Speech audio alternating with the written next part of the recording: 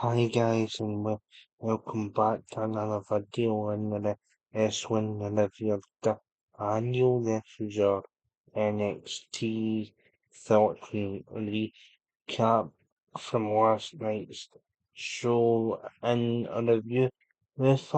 Shall we start off the executive showed in Robert Stone's office. Natalia walks in um, after Stone having a call to bring in a new talent to the NXT roster, which we find out at the end of the episode who it is. But Natalia comes in and she says she's going to end Jade apart or Stones like I'm kind of in the middle or something. And Natalia basically it says you better be watching. Um, so yeah, interesting way to open. Then we get our first match of the night, which is Dark State. The remaining members of the Dark State get a Finn Cutler or and Lennox up against Sugars No Anda or Romeo Marino. So it was a good match. Standard WWE six-man tag. It was um, Sugar and um, Lennox slam through the barricade. Even Marino and Dar um, to fight off Dark State. Marino gets the double team door on 2-3 Dark State up victorious. Then you see the, uh, obviously then you see the next segment, which is the Kendall Grey Lola Vice face off, and I have to actually say, guys, it's not often you feel like there's genuine heat in a segment anymore. But do you know what this reminds me of? And I'll tell you right now in a second after I've had this up on my juice. It reminds me of like Shawn Michaels and Bret Hart's confrontations in terms of the hostility of the Vice uh, um, actually Kendall said to Vice, I can't that she actually wanted it to be kicking the ass of Killer Annie of Killer Annie Jordan and Callie Strong would have been good, but I wanted it to be you. And Lola says to Grady in response, well, aye, so you can prove it's not a fluke. Today, like the great Eric and Bash was, you were nervous when you came out to cut your first first promo of the area and to you are all pretty much good stuff. And Ken the old say is I'll beat you again. Lola and then Charlie and Jace Kendall with an NXT Underground match. Now Lola Vice is undefeated in NXT Underground, so that's why she says I'm ready to she says I'm Kendall actually says I'm ready for the challenge. Lola says I'm ready to fight you. Um, and it'll be under an NXT Underground match. And then Kendall says to conclude, um, um, says to conclude that I'm gonna send you back so that you can make TikToks and shaking your ass again, something to the effect. I'll just get that. I'll, I'll just get that. Basically, the context of Lola of Icy's promo was that Kendall's um not fit enough to wear the gold glow as a star. Kendall would then respond, uh, um, it took you 3 years um, to actually win and gold. It had taken me a year to win and gold after Kendall's and evolve. So yeah, so the ending line was pretty good. Joe, Vic Joseph mentions that Ice has never lost a match in NXT Underground. Go and watch the promo because I've butchered it slightly. Sorry, paraphrasing because yeah, um, obviously you're not going to remember every detail in the show to um to 100% accuracy. Keanu Harvard defeated Hank Walk an, an extended Oshma match. Hank Walker gets revenge after Harvard after Hank Walker wanted to avenge after Tank Edge get beat off Carver last week.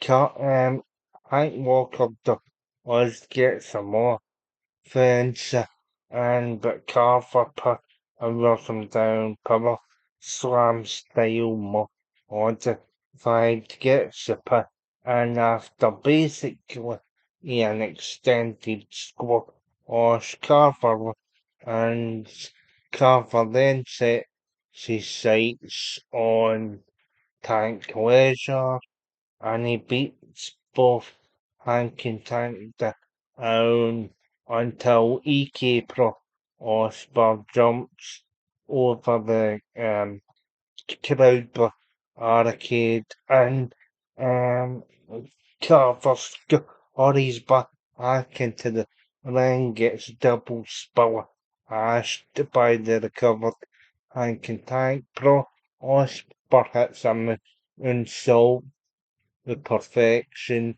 so that'll carry on the feud between Harper and Prosper.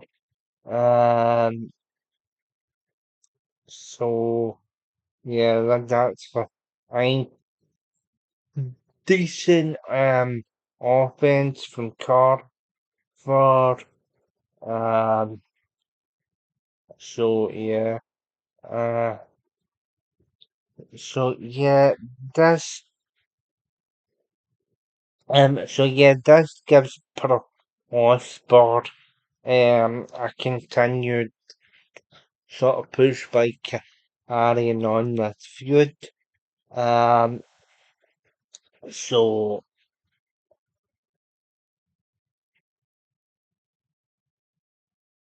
um, Hank and Tank are basically jobbers as now at this point. Uh, I can actually see them getting released, unfortunately. Backstage, though, oh, you see Jada Parker gearing up for a match.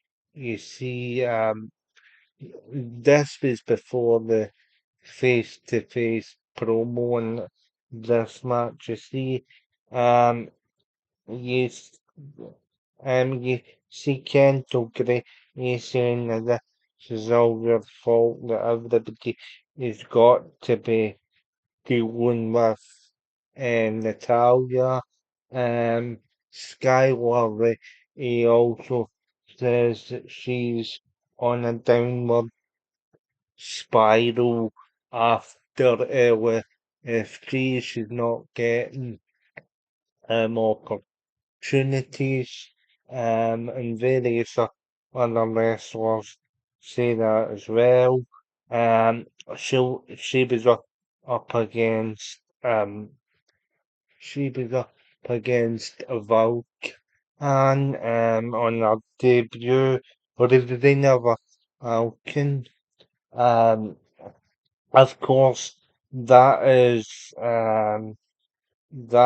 Nikki Bella Hartcart, but she's had her name changed to Ravina Vulcan.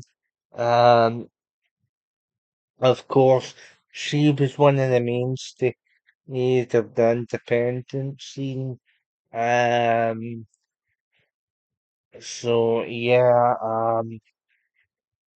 I, I actually seen a bit of her stuff before she joined NXT. She's very good, but I'll get back to that match against Skylar Ray in a second.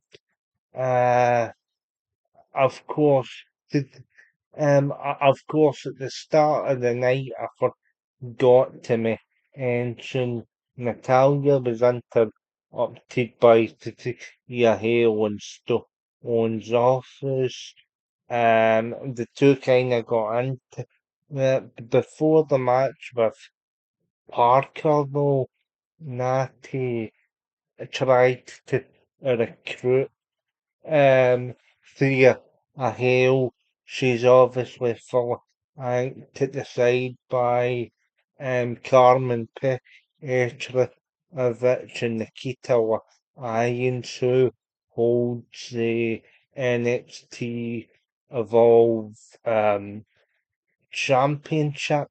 Evolve's kinda now like the League One of WWE, if you want to call it that. Then you've got NXT, which is like kind of championship level now, and then you've got WWE, which is the Premier League. Um, of course, it's all the one company, but it was just an easy way to explain it for the likes of Paul Matthew and when J um to the withering of the system. Um, the, but you get the point. Then so Natalia works on Jada Parker's leg for the match. majority of it. Um, it um, Jada's resiliency. Natalia, kept targeting the figure four to the post. There was a bit of interference from Lions and Petrovic. I'm kind of happy they're doing stuff with Petrovic, although it could be a wee bit of overexposure eventually if she's part of the Osperos de Mal faction and Triple she's part of this faction as well.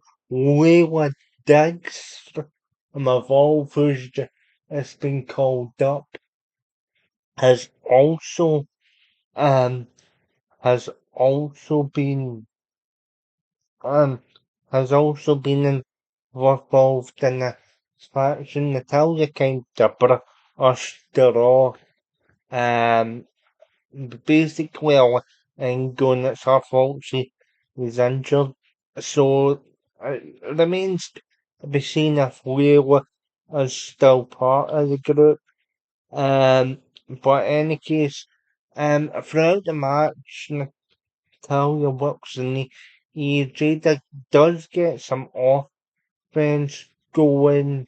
Um, she does the high steps, hip attacks, spell hash thing she does. She eventually gets Natalia and Natalia's own hold to the sharpshooter. Um, she applies it really well. Nikita and Carmen who are at the inside contemplate throwing the towel, and Natalia's like, that no, won't do it. Um, because of the disrespect, Thea Hales suffered after turning down Natalia, because Natalia said you could do with joining, uh, um, you could do with joining us, because opportunities for you um, haven't come around a lot recently. Thea Hale said that she wanted Jada Parker to punch Natalia's Ethan. She doesn't mind Jada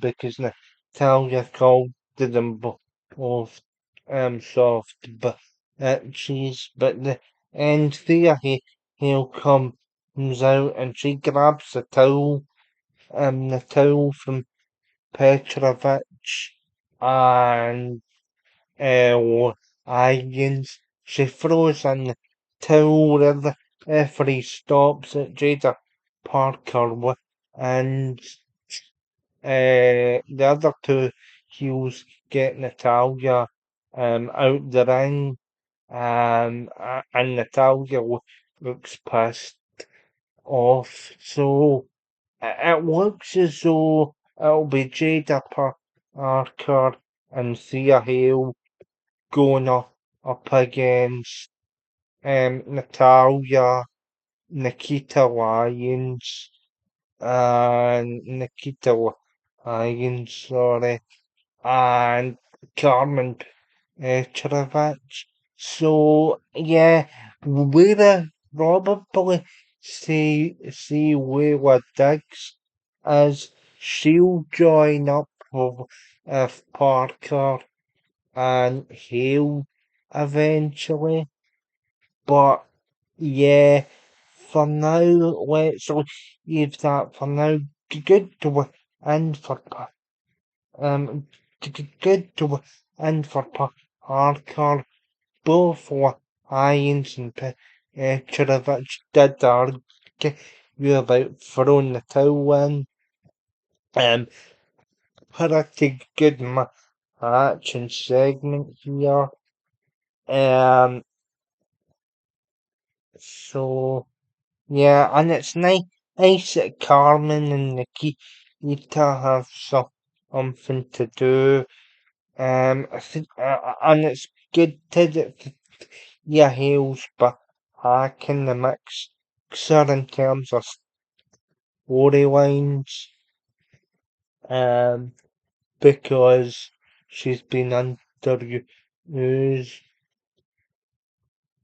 Um, and in the back though, you see, um, in the back though, you see obviously Shiloh Hill, and um, and he's talking to the Robert Stone. You do get an online exclusive of how talking to Dan Housen, um, talking to Danhausen just before Raw. Danhausen made them up a new truth because trust me, Angels destroyed his other with this was also kind of a weird segment because if you didn't know, guys, over in America, they've just recently relaunched popcorn chicken at KFC. Now, two reasons. Now two reasons why I was dumbfounded by this segment. First, this was a segment designed to hype the match between Shiloh Hill and Tristan Angels. So that kind of took away from it. You have all of these like portions of popcorn chucking around a Stone's desk. This should have been the segment. The whole Shiloh Hill embracing the dark side and showing us the angels to be where the fog is coming. That is perfectly fine because it's following on from that last week. But then Shiloh zeroes in the pop on chicken and takes them all on himself. This was kinda cynical marketing that TKO is guilty of doing. But even before TKO came in and like absorbed WWE into their portfolio, they'd always kind of do cringe segments, whether it be the Sonic milkshakes or the Burger King ads with them as or what was the other one they used to do? Um um I forget. Actually, was it Inkster or something like that? Anyway, well, I'll know this, but with TKO especially, it's kinda overkill um at the moment because you've got all the sponsors shot out across the arena. Across the canvas and on the LED boards, and it's very distracting. You had it can be very distracting.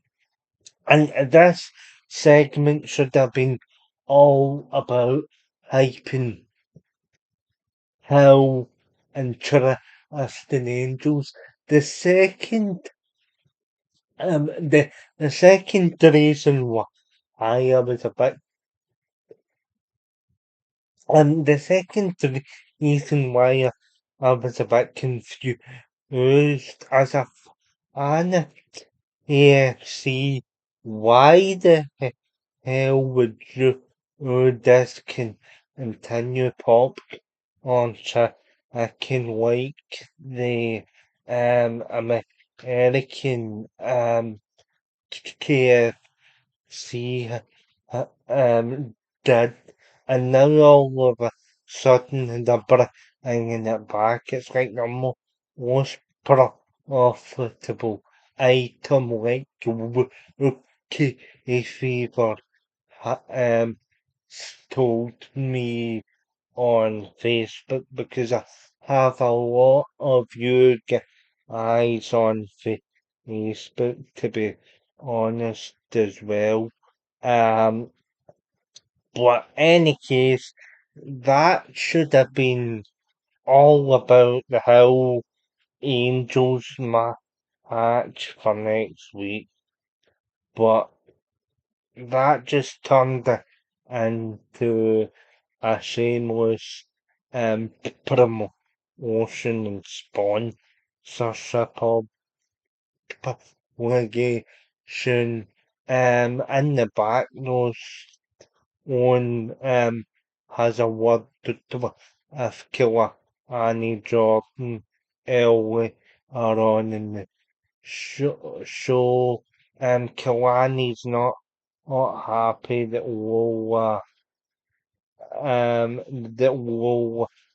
gets the decision.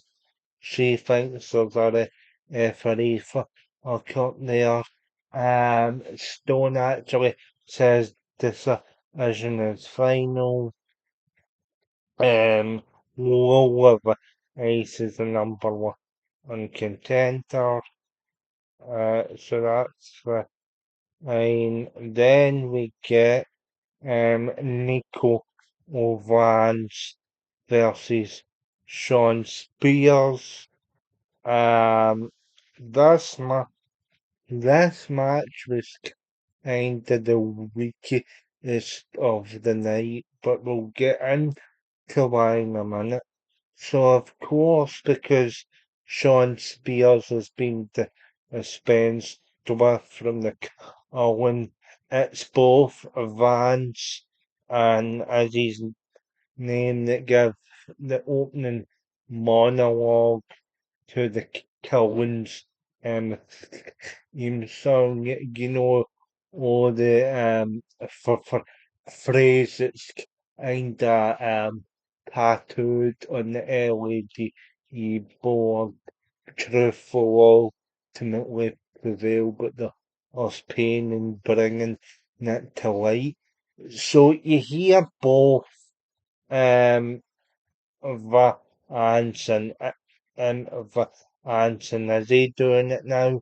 But bizarrely, you hear Spears actually say it for his entrance. You know how he was called to the chairman in AEW? Well, see, because um, s- because there's that as well. There's a callback to that. So there's a chair in the middle of the lamp. He advances waiting on him. Spears gets a jump. As he of course enters years towards the end of the match, or as Elaine comes out, she attacks Izzy so that Spears can actually do what he needs to do. A chair was brought into the ring from Spears um, a chair was brought into the ring from either Spears or Vance, I can't remember, but it's probably either. And so basically, Spears picks up the chair. Um, he does the Eddie Guerrero why cheating and stealing finish. I have to admit, it did give me oh, and he slams himself down on the canvas, chucks the chair to Nico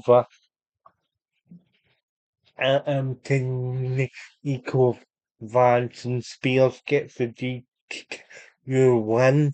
Now, to be honest with you, because this is a start of a feud, so why the hell are you doing a DQ finish? And although it was a nice callback to Eddie G, one of my favourite wrestlers of all time, it doesn't look good to be in your starting a feud to do that disqualification finish. So this was a double-edged sword here in my opinion. So it's cool here what Izzy James doing the next as Ian came out to get some of Izzy Dame. Izzy Dame maybe is part of the women's locker room that felt aggrieved at the lack of opportunities. Um, so yeah, good. Yeah, so good stuff on the Izzy Rain side of it. Of course, she's Rain Leverkusen. She was then Leverkusen on the independent circuit. That was a pretty dull match. So, Ina of Hulk, and sorry, I've mispronounced it the whole review. Um, defeated Skylar Arena skill Osma match. I do quite like Skylar Ray as a performer, but sadly, since the Christmas special street fight where she teamed up with Shiloh Hill to defeat Ariana Grace um, Ariana Grace and Stacks. It just, um, it just seems like, it just seems like she's been relegated to jobber status or enhancement status so that nobody gets offended. It basically what a jobber does for the likes of Owen Ology and Paul and Matthew as a jobber's role is to help get like promoted talent over and because Reina Vulcan is the new talent, she automatically gets a push out the gate. So yeah, there's a promo saying that she may from Vulcan saying that she may be beautiful, but nobody hits harder than her. It's a pretty good promo. Go and watch it if you have time. But this is another skill Osma at Skylar barely gets off fence in here. She's forced to tap out as Vulcan uses a version of the torture rack. It's very rarely used Did you see a torture act? Jordan Grace uses one, but she's been missing in action on SmackDown for a long time. I think the golden shovel was brought out for her a while ago. Well, because when you're not on because when you're not on TV, you're pretty much buried and done, which is sad. But any case, I'll do a video on the whole Jordan Grace situation if you want me to. Guys, that's me deviating off topic. Feel free to give me um, trouble and stuck in the comments, guys. But yeah, so yeah, so a pretty easy dominant win for Vulcan. Um, Booker T, he says during the Vulcans entrance, I know who's only one Vic Joseph says, uh, are you on it? Was but Curtis says I'll tell you in 10 and then he makes his choice and he's right with a Falcon. Booker T then says all in all be catapulted into the championship contender Hardship rules soon enough, and I believe because Vulcan looked impressive here. She looked pretty dominant. I don't know why WWE changed the name from Nikita Black Heart to Vulcan. Maybe it's just the usual WWE want to own the trademark. So maybe that's the case here. The name actually is better than what Lizzie Reigns ended up being. Um, so yeah, there's that. Of course, last time out we saw,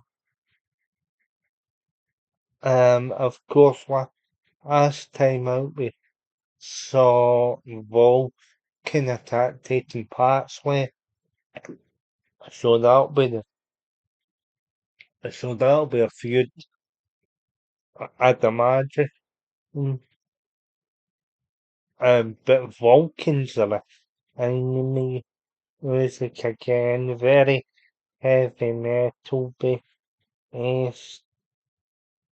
There's not there's not really too much to it. I was expecting a couple of lyrics, but no cigar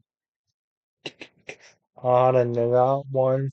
Skylar Ray's gonna turn out to be another tyrant. He's you, to be honest, as um, Tyra didn't really get too much um, chances when she was still with the company. Um, so yeah, uh, Miles on and TV on Heights backstage discuss the possibilities of those two going into the tag division for a tag title shot. Cam Hendricks um, told Stone just before that I'm healthy. It was at 60. Stone actually says, well, that's a shame because I was going to make a match for the North American Championship. Cam Hendricks up against Miles Bourne for the North American Championship. Says but about 85 for changes his training except for one says if you're 10 your North American Championship to then you and to Avion or save an NXT tag title shot. So then in the main event, guys, we get Tony D'Angelo versus Narok, or Narak, uh, Naraku will go over. Um, Narak was actually the husband of Io Sky, believe it or not, guys. He's a former New Japan Triple Champion. He's the only man in New Japan history to hold the three titles at the exact same time, and one of which was the New Japan, New Japan IWGP World Heavyweight Championship, which is the top prize in Japan. Tony D comes out and street was because it's a street fight. The NXT Championship is on the line. Tony D defends against Naku. Naku's just in his ring. And his ring attire, sorry. So the match starts off with Aku spitting the mist into Tony D's eyes and he takes control of much of the match. They do get a good duel with the Robar and the Kendo stick. Tony D was back to old school Tony D with this one and he breaks the candlestick that Nara Aku has with the robot. Then in the outside, he tries to finish off Nara Aku with the robot, but but Nara Aku ends up moving moving away from it. Yeah, Angelo then the Angelo then get the crowbar caught up in the staging area. That plus the staging area had a bad night. Obviously, Sugars and Dion were Enoch's like bust the and then you've got and then you've got D'Angelo and Oraku doing crazy shit. The staging area, I should say, is not to be confused with the ramp pool. The staging area I'm talking about is like the podium that's right next to Booker T and Vic Joseph's commentary position. Any case, there's another a spot. There's another other a spot. So now I can pull it with um completely gets that completely gets that completely gets the second one locked. Tony he puts his hands up to block them as and because the mist is on his hands, he gets revenge for the first as and then he saw arms never through the announce table if the spine are still want free Tony D'Angelo retains and then we see Mike Santana but he's not actually referenced as Mike Santana and but Joseph goes, oh my God, do you know who that is? He, but he's a former TNA World Heavyweight Champion, but as we all know, well, it's Mike Santana, and Santana is now a part of the NXT roster, and how the show, that's how the and that's how the show ends, to be honest. So overall, guys, I'm gonna give that a solid. I'm gonna give this a solid 8 out of 10. Pretty good show now. To be honest, guys, here's the thing. I do actually think Mike Santana is a great wrestler. But you see, the thing is with Mike Santana is he does carry a lot of baggage as well. In AEW, he wasn't the best behaved behind the scenes, and in TNA, he basically had the World Championship from him, but TNA's became a farce again recently with various WWE season and that, and I feel sorry for their loss. They do have a working relationship with WWE and more specifically NXT, so this was a bit more